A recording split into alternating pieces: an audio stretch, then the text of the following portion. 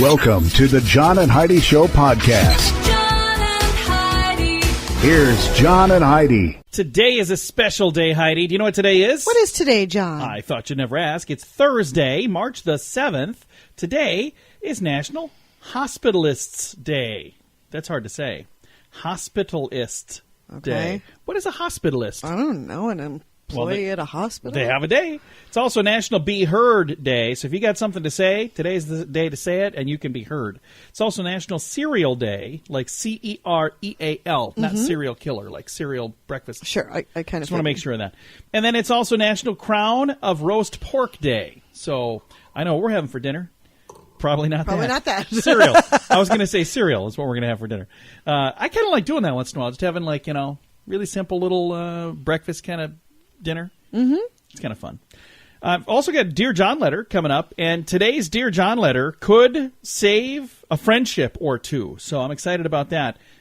Really excited. We're going to get to that coming up later in the program. Thanks for listening to the John and Heidi Show. Do you have a pretty good sense of humor? You might like this. Early in the morning each day and every day, we share something weird to make people laugh at weirdgiftoftheday.com. You don't need to sign up for anything. You don't even need to spend a penny. Just follow the page on Facebook and get a smile to start each day when we share the weird gift of the day. Not on Facebook? That's okay. You can see the weird gifts on our website too. weirdgiftoftheday.com. That's weirdgiftoftheday.com.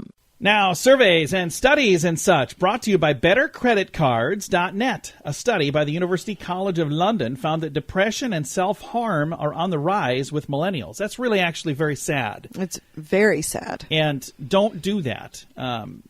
We actually have somebody that's near and dear to us that just took his life in the last week. And it's so, so sad. That is a temporary problem that you're going through, no matter what it is, but that's a permanent solution. So don't do that. So, again, this study found that depression and self-harm is on the rise with millennials. So if you have millennials in your life, people that you love, maybe just sit down and let them know how much they mean to you. Let them know that you love them. Let them know that you care about them. And I don't know exactly what can be done to help, but I do have a link to the story if you want to read all about it. Just make sure that you surround them with love. There's a one thing anyway. Surveys and studies and such brought to you by BetterCreditCards.net. Is your credit card a good fit for you? How did you even get the card you have now? Was it mailed to you? Those are usually the worst cards. They typically have higher fees and rates. Someone has to pay all that postage to mail out millions of cards every day. If you like a better credit card, check out the website bettercreditcards.net. This is a great place to find the cards that are usually a better fit for you. bettercreditcards.net. That's bettercreditcards.net. And this is Your Brain on Drugs, brought to you by TimeForRehab.com. A man wearing a gorilla costume broke into a Louisiana residence, according to police. We talked a little bit about this. That was as much as we talked about right there. That was in the news. Well, I've got the rest of the story. They found him hiding under a mattress, by the way.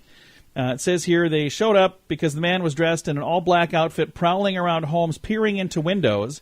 They later found the man, 34-year-old Jeremy Joseph Morin, and he fled to a nearby residence, ignoring the demands to stop when the police were telling him to do that. He was dressed in a black gorilla suit, tussled with police. They had to handcuff him, charged with multiple offenses, including unauthorized entry of an inhabited dwelling, methamphetamine possessions. Oh.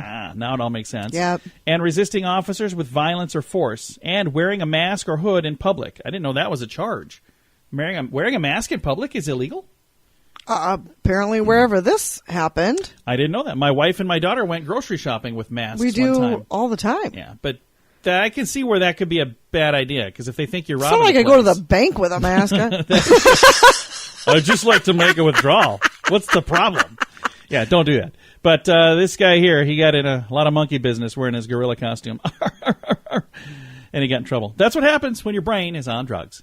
John and Heidi. Now, big screen, little screen. We should have done this yesterday. Then it could have been a Will Smith Wednesday. But instead, it's just a Will Smith Thursday. Okay. Which doesn't sound quite as cool. Will Smith is in the news for not one thing, but two things. First of all, he will not be returning to the role of Deadshot in Suicide Squad 2. He says there are no hard feelings. The whole thing just came down to scheduling. So that movie didn't make as much money, I think, as they wanted it to, and I think that's probably part of it. He's like, What movie?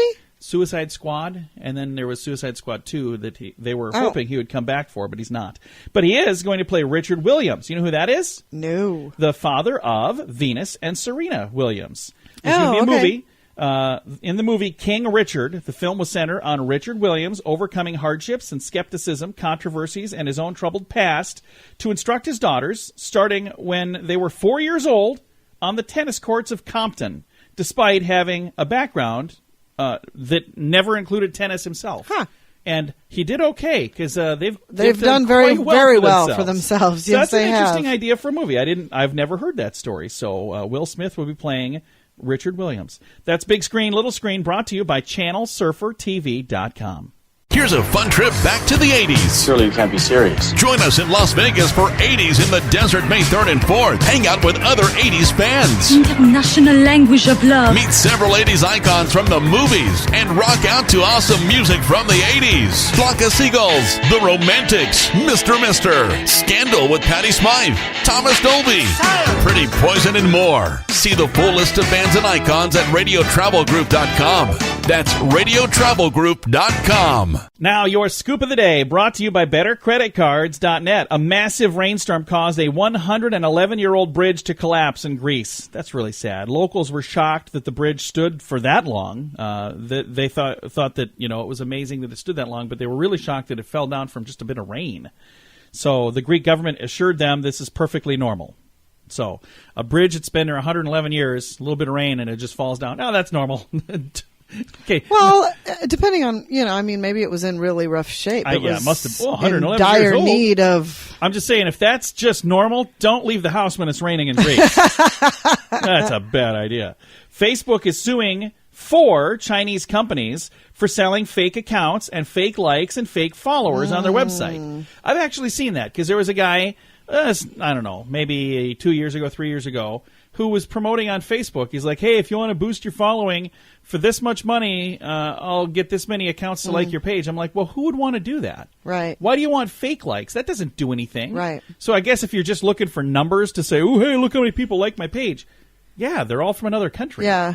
And Yeah, it doesn't they do you don't any really good. like your page. So this company, 4 different companies in China are being sued now by Facebook.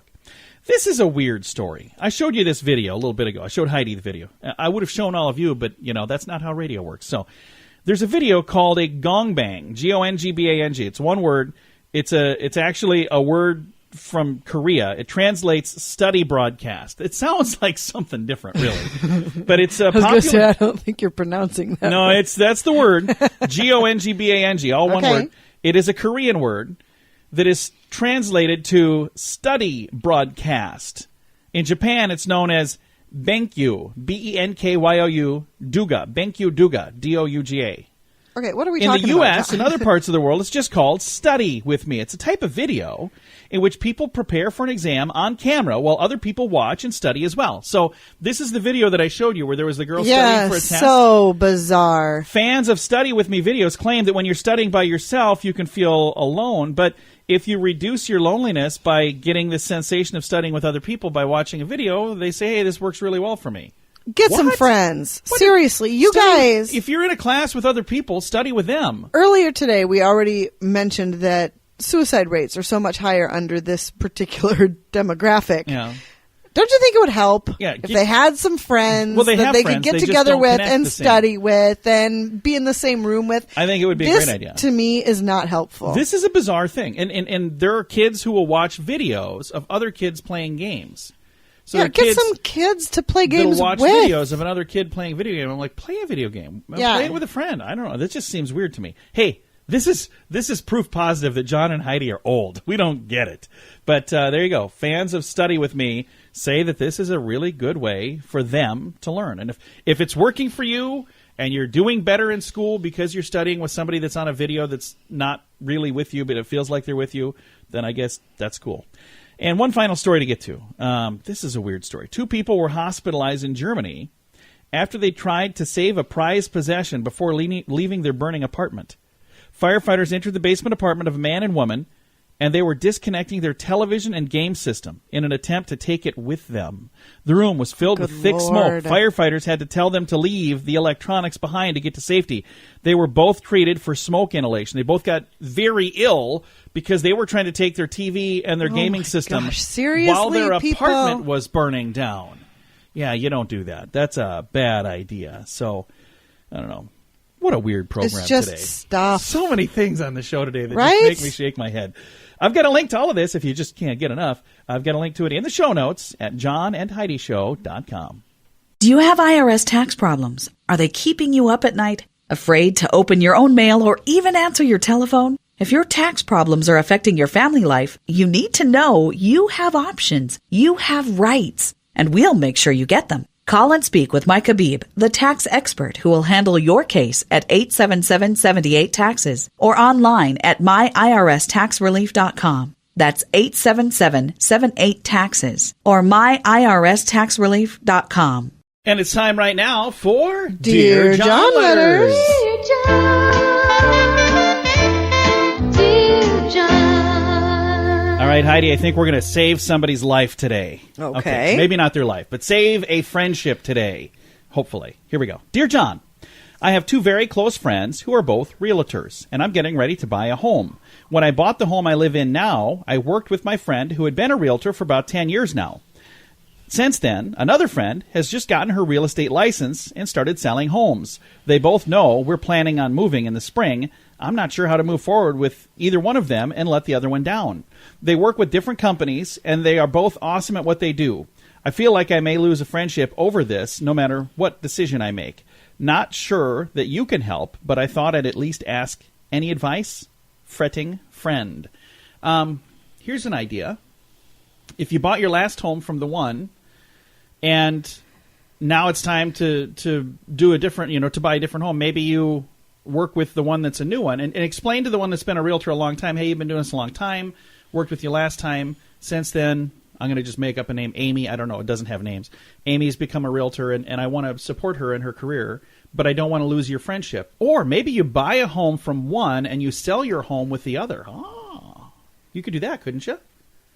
Is that a thing, Heidi? I would assume. Because it says here you... Well, I don't know if you... I don't know. I don't know if you can use two separate ones. I don't know why you couldn't. But if... Well, yeah, I'm sure you could. Because if you were selling a home and then you're moving to a different city, you wouldn't be buying it from the same realtor. So maybe you just ask the two of them. And it doesn't say whether or not they know each other. You say in here that they don't work at the same place, but...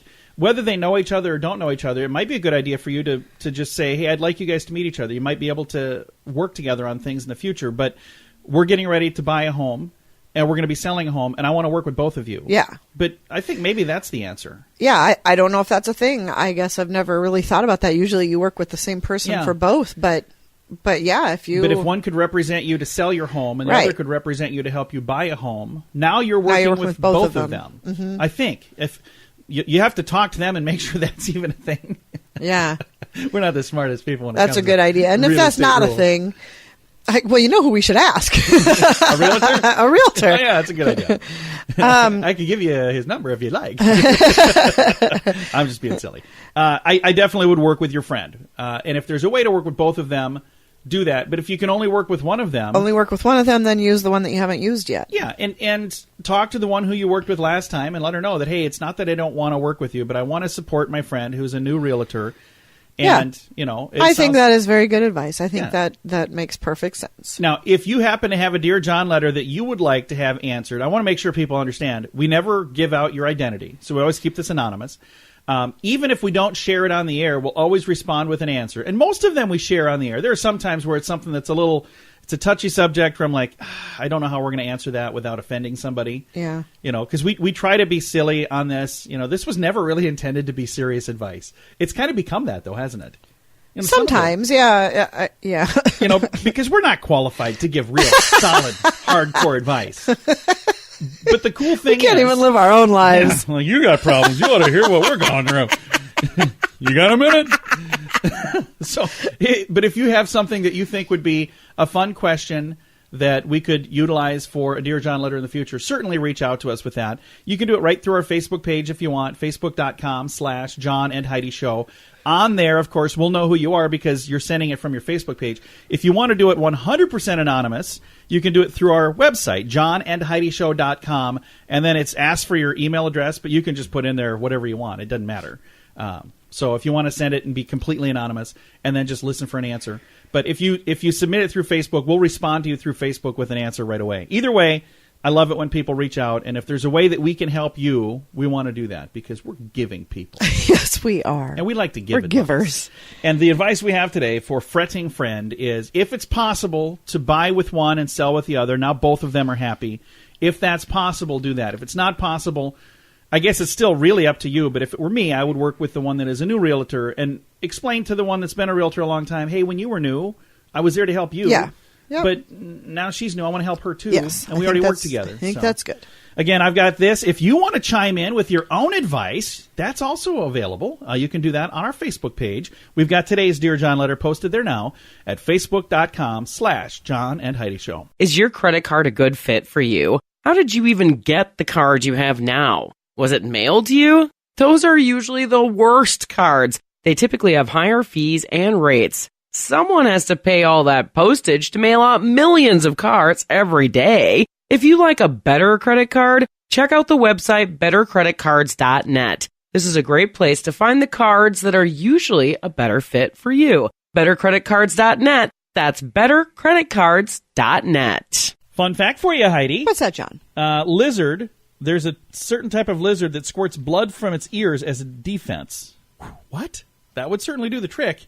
If I was arguing with somebody and they got mad and blood started shooting out of their ears, I would say, you win. You win, man.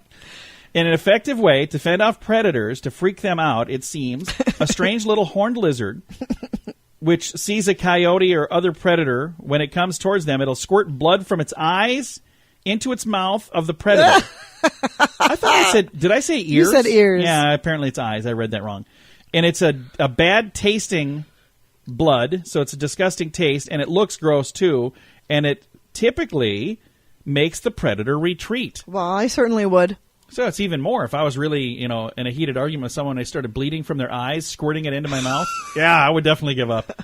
That's weird. That's definitely a weird news, but that is today's fun. It's fun. It's a fun fact. Here's a fun trip back to the 80s. Surely you can't be serious. Join us in Las Vegas for 80s in the Desert May 3rd and 4th. Hang out with other 80s fans. International language of love. Meet several 80s icons from the movies and rock out to awesome music from the 80s. Flock of Seagulls, The Romantics, Mr. Scandal with Patty Smythe, Thomas Dolby, Pretty Poison, and more. See the full list of bands and icons at radiotravelgroup.com. That's radiotravelgroup.com. Now, fear this. Time for fun with phobias. Heidi, tell me, zoosophobia. What do you think that is? Z-U-E-S-O, phobia. Zoosophobia. Is it fear of Greek gods? It's actually fear of God or fear of gods. So I'm going to give you credit for that one today. First time you've got one right in like a month, by the way. It's been a while. You're kind of on a dry streak there. How does it feel to get one right? Do I need to feed these to you in advance? Now fear this. Fun with phobias. Zoosophobia. Fear of God or fear of gods. Do you have a pretty good sense of humor? You might like this. Early in the morning each day and every day, we share something weird to make people laugh at WeirdGiftOfTheDay.com. You don't need to sign up for anything. You don't even need to spend a penny. Just follow the page on Facebook and get a smile to start each day when we share the Weird Gift of the Day. Not on Facebook? That's okay. You can see the weird gifts on our website too. WeirdGiftOfTheDay.com. That's WeirdGiftOfTheDay.com. Now, some weird news brought to you by WeirdGiftOfTheDay.com. Police say a Cleveland man attempted to threaten a customer or two at a Taco Bell with an airsoft gun. Well, the customers realized that it was a fake gun, and they took it from him and pistol whipped him right there in the restaurant. I'm pretty sure we read this. I don't You think said so. we didn't, but I'm almost positive that we talked about this I'm pretty sure I one. remember this.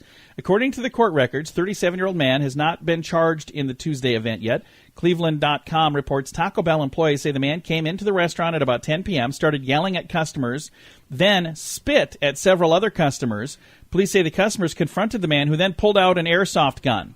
Customers overpowered the man, taking the gun from him and pistol whipped him several times in the head.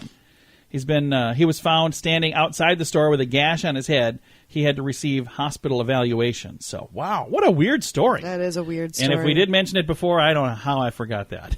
So it's a pretty unforgettable one. That's our weird news, brought to you by WeirdGiftOfTheDay.com.